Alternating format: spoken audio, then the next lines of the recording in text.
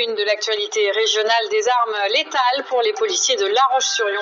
Le conseil municipal accède à la demande de ses agents. Nous le verrons, d'autres villes de la région ont eu la même démarche. Un médicament qui change la vie des malades de la mucoviscidose. Il est américain, il est désormais disponible en France et remboursé par l'assurance. Accueil des experts de la glisse, ce sera aussi... Les élus de la majorité ont voté pour cette semaine. Allô ?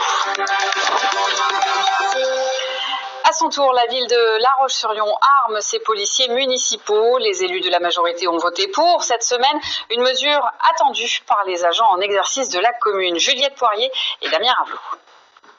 En plus de leurs gilets pare-balles, de leurs bâtons télescopiques, de leurs bombes lacrymo et de leurs pistolets à impulsion électrique, ces policiers municipaux de La Roche-sur-Yon auront bientôt une arme semi-automatique de calibre 9 mm.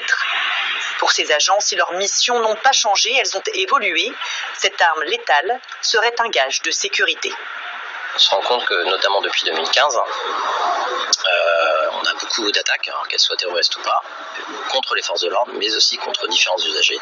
Et on se doit, nous, de riposter dans notre métier, bien évidemment. Alors, si on n'a pas le matériel pour, malheureusement, on ne pourra pas agir de la sorte, tout simplement. Les policiers devront suivre une formation intensive de plus de 7 jours avec des évaluations psychologiques et physiques et un contrôle ensuite chaque année de leurs aptitudes. Coût des armes, plus de 44 000 €, dont la moitié financée par la région.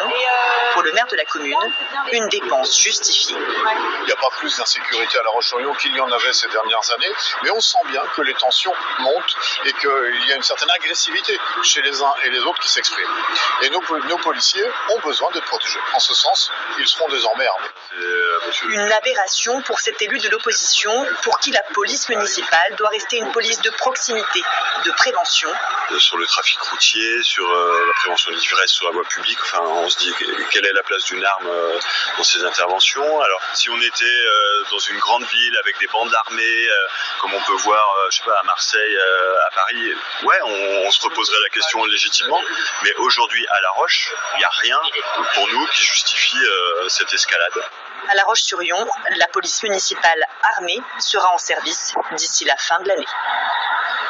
Alors ce choix d'armer la police municipale n'est pas inédit dans la région. Bonsoir Marie Paneutra, est-ce que c'est une tendance générale ? Bonsoir Cathy. Alors ce qu'on peut dire ce soir de la situation, c'est qu'elle est hétérogène dans notre région, puisqu'à la fois en Mayenne, sur les 8 communes qui sont dotées d'un poste de police municipale, aucun policier n'est armé. En revanche, dans la Sarthe, 5 postes sont dotés d'armes à feu, et bientôt 6, puisqu'un policier de la ville d'Ivry-l'Évêque sera armé à la fin de l'année. Et même dans les grandes villes, en fait, on constate cette disparité, puisque à Angers, par exemple, les policiers municipaux sont armés. En revanche, à Nantes, ils ne le sont pas. Alors, est-ce que cet armement est une demande de plus en plus pressante de la part des policiers ? Alors oui, selon les syndicats, Force ouvrière et le syndicat de défense des policiers municipaux sont unanimes là-dessus. De plus en plus de policiers municipaux demandent à ce qu'ils soient armés, et ce depuis les attentats du 13 novembre 2015. Je vous propose d'écouter tout de suite Jean-Christophe Duhamel, le secrétaire général adjoint du SDPM. Déjà, dans police municipale, il y a le mot police. Et à partir du moment où on est policier, on est censé pouvoir faire face à tout événement qui peut se produire, que ce soit sur la voie publique ou à un domicile. Maintenant, il y a des problèmes intrafamiliaux. On n'est jamais à l'abri de ce qui peut se passer. Et si vous n'avez que des armes intermédiaires face à une arme létale, vous n'allez pas pouvoir faire usage de la force proportionnée par rapport à l'attaque qui pourrait être diligentée contre vous.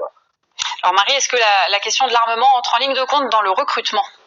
Eh bien toujours, selon les syndicats, oui, puisque l'armement et les moyens alloués au poste de police occupent une place centrale, primordiale dans le recrutement. Ce serait même pour certains policiers qui sortent d'école le premier critère qu'ils regarderaient en postulant avec le salaire. Merci beaucoup Marie Paneutra.